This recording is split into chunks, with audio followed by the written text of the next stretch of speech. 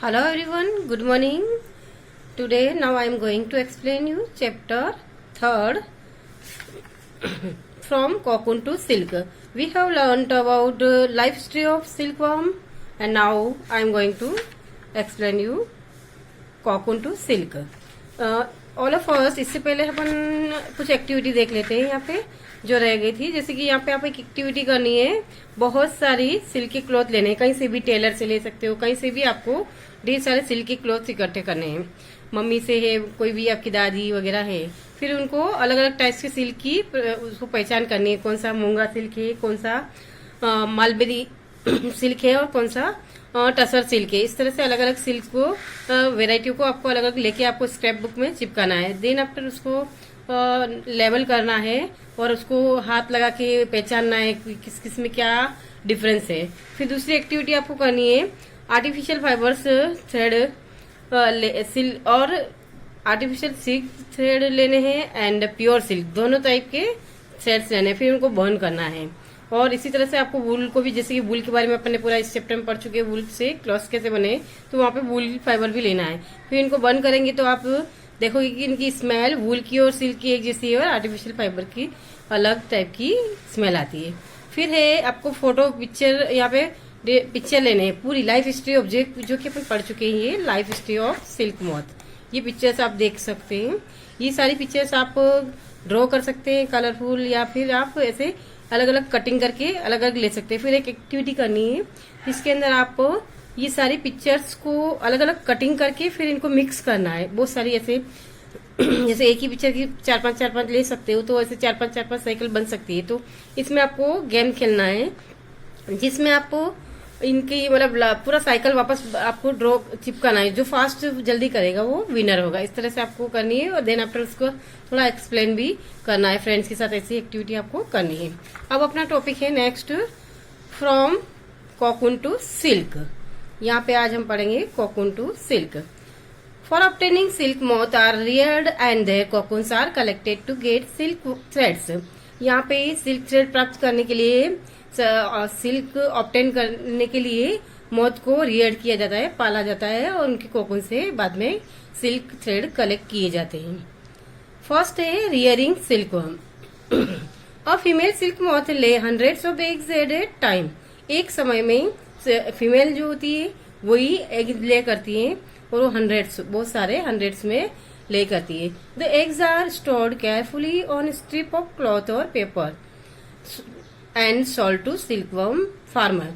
Actually बहुत सारे जो एग्स होते हैं उनको फिर कपड़े के या पेपर के ऊपर उनको इकट्ठा कर लिया जाता है और सेरिकल्चर के लिए जो फार्मर को दे दिए जाते हैं, जो सेरिकल्चर करते हैं वो फार्मर्स को।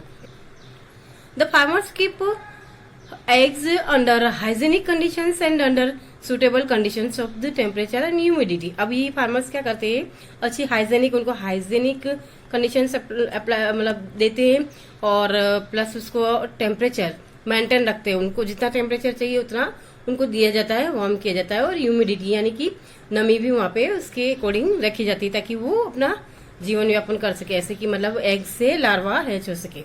The eggs are warm to suitable temperature for the larva to hatch from eggs. तो लार्वा हैच करने के लिए उनको सुटेबल टेम्परेचर पर रखा जाता है। This is done when mulberry trees bear a fresh crop of leaves the larva called caterpillars. अब यहाँ पे ये कब होता है, जब लार्वा में हैच तब होता है जब मलबेरी ट्रीज होते हैं, उनकी जो लीव्स होती है जो नई नई निकली होती है, तो उस टाइम ये लार्वा हैच होते, एक से लार्वा बनते हैं। उनको कैटरपिलर भी कहते हैं और सिल्क वॉर्म्स भी बोला जाता है। ईट डे एंड नाइट, ये कंटिन्यू दिन रात खाते रहते हैं एंड इंक्रीज एनोमियसली इन साइज, और अपनी साइज को बढ़ाते रहते हैं। जैसे कि ये पिक्चर में देख सकते हो, ये वाली पिक्चर में यहाँ पे आप देख सकते हो, ये देखो इनकी साइज कितनी बड़ी होगी। जो एकदम एग्स बारीक बारीक एग्स थे तो एग से इतनी बड़ी हो गई है। अब आप the leaves are kept in a clean bamboo trays. Leaves को क्लीन बैम्बू ट्रेज में रख दिया जाता है और with the freshly larvas are kept in the clean bamboo trays. Larva को लीव्स के साथ रखा जाता है। लीव्स को चॉप्ड करके बैम्बू ट्रे में पहले बिछा दिया जाता है, फिर उनके ऊपर लार्वा रखे जाते हैं। Along with the freshly chopped mulberry leaves after 25 to 30 days, 25 से 30 दिन तक इनको रखा जाता है और उसके बाद कैटरपिलर खाना बंद कर देता है। तो caterpillar stop eating and move to a tiny chamber of bamboo in the tray to spin cocoons. अब ये जो बैम्बू में छोटे छोटे चैम्बर बने होते हैं उसके अंदर चले जाते हैं। स्मॉल रेग्स और ट्विंग्स में be provide in the tray to which cocoons get attached. अभी कोकून क्या उन पे चिपक जाती है, चिपकने के लिए इनके बैम्बू में जो रैग्स होती है और वहां पे कुछ लकड़ी छोटी छोटी ट्विंग्स रख दी जाती है, तो उस पे क्या वो अटैच हो जाते हैं कॉकून से larvas. In the tray to which cocoons get attached the caterpillars और silkworms spin the cocoon inside which developed the silk moth. अब यहाँ पे जो कैटरपिलर था, जो लार्वा था अपना, वो ऊपर अपनी बॉडी के ऊपर बाहर की तरफ क्या करता है, कॉकून को वॉर्न करता है अपनी इनसाइड जिसके अंदर वो डेवलप हो रहा है, उसके बाद में वो जो सिल्क मोथ में कन्वर्ट हो जाता है। लेकिन उससे पहले पूरा कोकून बनता है। तो कोकून बनने की स्टेज पर ही इसको कोकून से सिल्क निकाल दिया जाता है। अदरवाइज इसको पूरा डेवलप होने देंगे तो बाद में वो कोकून पूरा तोड़ के सिल्क मोथ बन के पूरी बाहर निकल जाएगी, तो वो सिल्क किसी काम का नहीं रहता है। इसलिए इनको जब ये लार्वा स्टेज में होते हैं तभी इनके कोकून्स को सुखा के उनसे सिल्क निकाल लिया जाता है। नेक्स्ट स्टेज है processing silk. A peel of cocoon is used for obtaining silk fibre. यहाँ पे कोकून का पील ही सिल्क फाइबर प्राप्त करने के लिए यूज किया जाता है। The cocoons are kept under the sun और बॉइल्ड और एक्सपोज टू स्टीम। इनको क्या किया जाता है, गरम गरम स्टीम में डाल दिया जाता है या सूर्य की रोशनी के अंदर छोड़ दिया जाता है, जिससे क्या होता है कोकून के अंदर जो लार्वा होते हैं वो मर के पूरे ड्राई हो जाते हैं और सिल्क पूरी उनसे इनकी बॉडी से अलग हो जाती है। The silk fibre separated out the process of taking out thread from the cocoon for use as silk is called reeling of silk, जिसको हम रीलिंग, एक प्रोसेस होता है पूरा। जैसे कि अभी लार्वा अंदर सूख गए, उसके बाद जो कोकून होता है, कोकून से सिल्क निकालने का मतलब उनसे पूरी सिल्क को, धागे को पूरा उधेड़ने का बोलते हैं ना, पूरा धागे को पूरा उनसे लपेटे हुए को पूरा खोलने को, तो उसको बोलते हैं reeling the silk. Reeling is done in special machine. ये स्पेशल मशीन से होती है which unwind the threads of fibre of silk from the cocoon, जो कि अनवाइंड करती है, यानी कि उससे पूरा धागा निकाल लेती है कोकून से, और फिर दूसरे पे उसको वापस लपेट लिया जाता है, जिसको स्पन बोलते हैं, स्पन कर दिया जाता है। Silk fibres are then spun into silk threads. बाद में इनको स्पन करके सिल्क थ्रेड में कन्वर्ट कर लिया जाता है, और ये थ्रेड्स जो उस पे लपेट लिए जाते हैं, बाद में इनसे कपड़ा बुन लिया जाता है। Which are woven into silk cloth by weavers, जो वीवर्स के थ्रू इनको सिल्क क्लॉथ में कन्वर्ट कर दिया जाता है। अब यहाँ पे अपने पूरा पढ़ा जैसे कि सिल्क से कैसे सिल्क से प्राप्त हुई, जैसे कि यहाँ पे मलबेरी लीव्स, यहाँ पे आप देख सकते हो, ये है mulberry leaves, new beard mulberry leaves.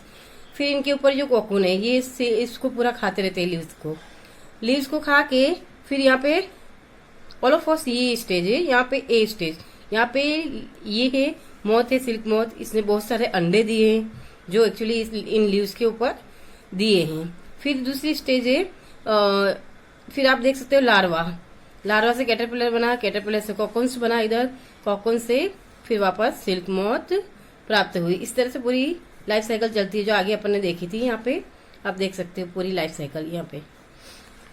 तो इस तरह से अपन ने पूरा लाइफ साइकिल पढ़ा। उसके बाद अपन ने किस तरह से यहाँ कोकून स्टेज से ही सिल्क फाइबर प्राप्त कर लिया गया, इसको मोथ में कन्वर्ट नहीं होने दिया गया। इस तरह बहुत सारे कोकून्स को एक्चुअली जैसे कि मार के निकाला गया सिल्क, इस टाइप से अपन बोल सकते हैं। तो एक तरह से किलिंग किया गया सिल्क मोथ को, यानी सिल्क मोथ डेवलप होने ही नहीं दिया गया। इस तरह से आप पूरा सिल्क का कपड़ा किस तरह से बनता है आप देख सकते हैं नेचुरली।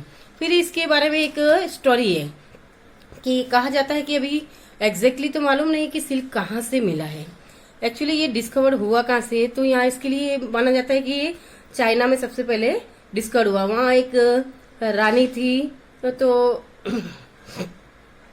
और रानी थी तो उसने देखा कि मलबेरी लीव्स होती है वो गार्डन में, मतलब उनके पत्ते बहुत कटे फटे थे। तो उसने राजा से बताया कि ऐसा क्यों है, उस पे छेद क्यों हो गए मलबेरी लीव्स के ट्री के, इनके लीव्स के ऊपर। तो राजा ने उनको ध्यान से ऑब्जर्व करने के लिए कहा सैनिकों को, तो उन्होंने ऑब्जर्व किया है। तो उन्होंने वहां पे देखा कि एक वर्म है जो इन मलबेरी लीव्स को ईट कर रही है, खा रही है।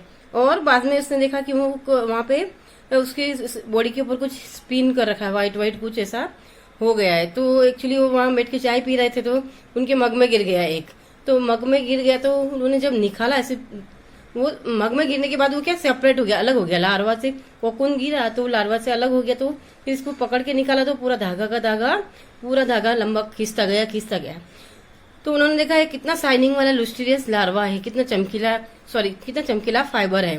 तो उन्होंने फिर उनको फाइबर्स को अलग करना चालू किया और ये बहुत सालों तक मतलब छुपा के रखा गया, कई वर्षों तक पता नहीं लगने दिया गया कि सिल्क बनता कहाँ से। तो बाद में ट्रेडर से ये मतलब जो दूसरे देशों में जाते थे तो उनके द्वारा सबको पता चला कि सिल्क आया कहाँ से, सिल्क कपड़ा बना कहाँ से। उसके बाद से फिर सभी जने सिल्क बनाने लगे इस तरह, मलबेरी लीव से, मलबेरी सिल्क, टसर सिल्क, अलग अलग मोज से अलग अलग सिल्क प्राप्त की जाने लगी। तो हमारा चैप्टर यहीं पे आज फिनिश होता है। Good bye.